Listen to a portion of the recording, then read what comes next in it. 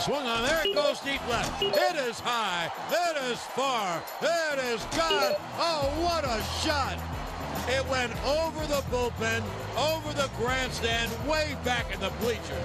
Oh, what a home run. Aaron, your judge and jury. All rise, here comes the judge.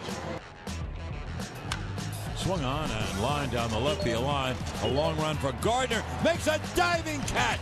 Oh, what a play by Gardner. That is a great play by Brett Gardner. The pitch.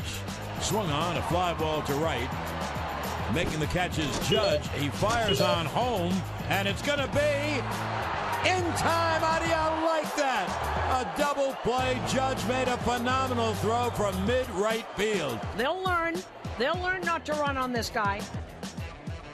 Sanchez destroys that to left field. An absolute monster shot. Oh, off the back wall from Gary Sanchez and long gone. 2-0 Yankees. He is the Sanchino.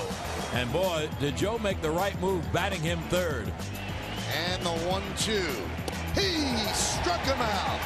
Great performance by Chapman.